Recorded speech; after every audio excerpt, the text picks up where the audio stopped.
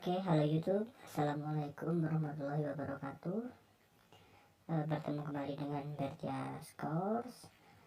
Pada kesempatan kali ini kami akan mereview RPP, tepatnya rencana pelaksanaan pelatihan pada program pelatihan babysitter di LKP kami, yaitu LKP Citra Pusparini. Oke, jadi RPP ini adalah RPP dari lembaga kami, LKP Citra Pusparini, dengan jenis keterampilan pengasuh anak dan bayi atau babysitter yang masuk ke jenjang 2, dengan unit kompetensi sebagai berikut, yaitu menerapkan prosedur keselamatan kerja atau K3 di tempat kerja. Untuk kode unitnya T9700000.002.02. Untuk elemen kompetensi yaitu yang pertama menerapkan hygiene rumah tangga, yang kedua menerapkan sanitasi rumah tangga, ketiga membuang sampah atau limbah rumah tangga, keempat menerapkan pencegahan dan penanggulangan kecelakaan kerja di rumah tangga, kelima menerapkan pencegahan dan penanggulangan bahaya kebakaran di rumah tangga. Nah, dari elemen kompetensi tersebut maka muncullah kriteria untuk kerja. Jadi kriterianya yaitu prosedur hygiene rumah tangga diikuti sesuai arahan pengguna jasa. Ya, karena hygiene tiap rumah tangga kan pasti berbeda-beda. Jadi prosedur hygiene-nya pun mengikuti dari arahan pengguna jasa seperti itu. Oleh karena itu yang kedua, syarat hygiene rumah tangga diterapkan dengan baik dan benar. Nah, jadi siswa diharapkan bisa menerapkan syarat hygiene dari rumah tangga pengguna jasa dengan baik dan benar.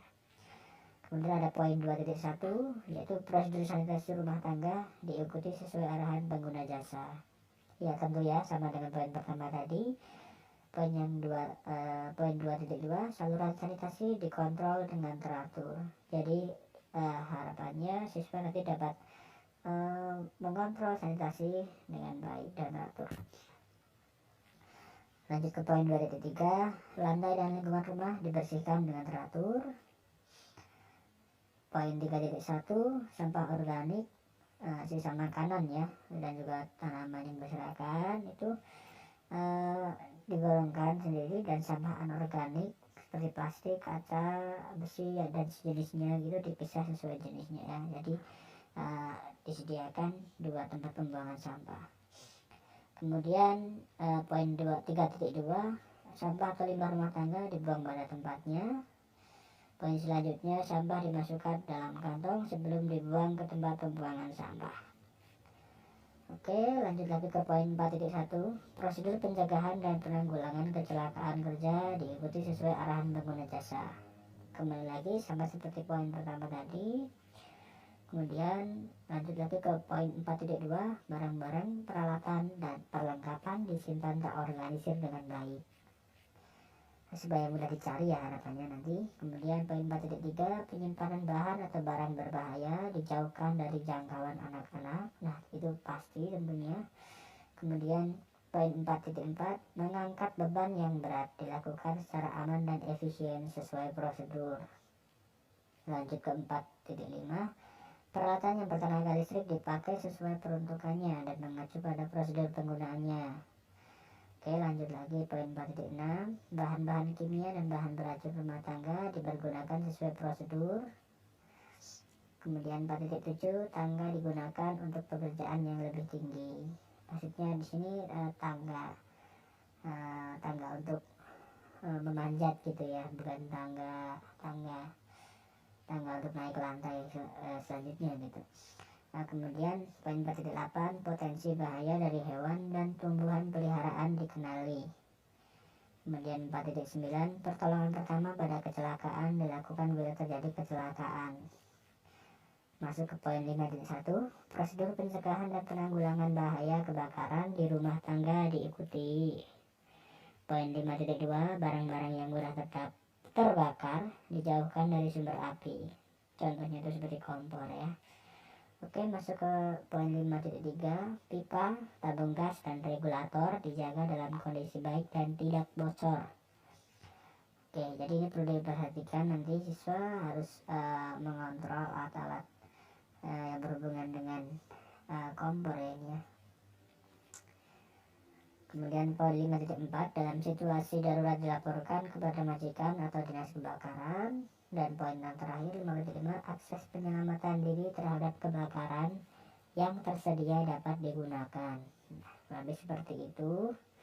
Oke, jadi ada cukup banyak poin ya untuk kriteria untuk kerjanya. Kemudian kita masuk ke subbab selanjutnya, yaitu indikator. Indikator itu nanti indikator yang akan dicapai oleh indikator yang harus dicapai oleh peserta pelatihan selama mengikuti kegiatan pelatihan. Jadi diharapkan nanti siswa mampu menerapkan hygiene di rumah tangga, kemudian mampu menerapkan sanitasi rumah tangga, dan mampu membuang sampah atau limbah rumah tangga. Yang keempat, mampu menerapkan pencegahan dan penanggulangan kecelakaan kerja di rumah tangga. Yang kelima, mampu menerapkan pencegahan dan penanggulangan bahaya kebakaran di rumah tangga. Oke, seperti itu ya. Jadi ada 5 indikator yang harus dicapai oleh siswa dalam proses pelatihan nanti. Nah, kemudian lanjut lagi ke subbab yang F, yaitu materi. Materinya itu meliputi prosedur penerapan hygiene di rumah tangga ya pasti. Kemudian pengertian hygiene itu apa, prosedur sanitasi dalam rumah tangga bagaimana, penerapan sanitasi dalam rumah tangga sendiri. Setelah mengetahui prosedurnya kan harus diterapkan begitu, jadi urutannya seperti itu. Kemudian macam-macam sampah dan cara pemisahannya. Nah, jadi siswa nanti harus mempelajari macam-macam sampah yang termasuk sampah organik dan sampah anorganik. Kemudian cara mencegah kecelakaan dalam rumah tangga. Dan yang terakhir adalah akses penyelamatan diri dalam bencana atau kecelakaan pada rumah tangga. Nah, itu materinya ada 7 materi. Nah, langsung lanjut masuk ke metode. Metode yang dipakai dalam praktik pelatihan nanti adalah metode ceramah, dan kemudian metode praktik, dan metode demonstrasi. Kalau untuk pembelajaran ini nantinya akan lebih banyak porsinya kegiatannya untuk praktek dan demonstrasi ya tentunya. Kalau ceramah mungkin hanya 1-2 kali pertemuan sudah cukup, biasanya seperti itu. Nah, sisa pertemuannya itu biasanya diisi dengan praktek dan demonstrasi langsung. Nah, untuk sumber belajarnya kami menyediakan modul, ada 3 modul ya di situ. Yang di dalam modulnya itu berisi materi-materi yang sudah saya bacakan tadi di atas. Nah, kemudian untuk penilaian. Nah, teknik penilaian yang digunakan di sini adalah tes tertulis dan tes praktik tentunya. Karena babysitter itu adalah keterampilan. Jadi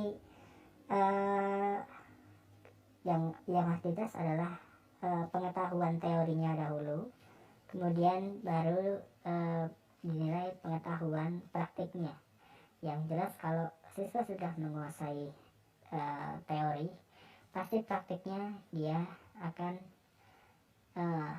baik, akan sesuai dengan indikator yang diminta tadi, akan tepat dengan indikator yang diminta, seperti itu. Kemudian untuk instrumen sendiri, instrumen soalnya terdiri dari soal tertulis, kemudian menggunakan kode soal juga agar setiap siswa yang berdampingan itu soalnya tidak sama, seperti itu. Nah, kemudian untuk jumlah item soalnya sendiri ada soal pilihan ganda juga 10 butir dan soal esai 2 butir. Nah, kurang lebih seperti itu untuk RPP dari lembaga kami. Untuk pertemuannya sendiri kurang lebih biasanya berlangsung 20 jam pelajaran. Nah, seperti itu. Nanti itu bervariasi tergantung dari jumlah porsinya, lebih banyak antara praktek atau lebih banyak praktek atau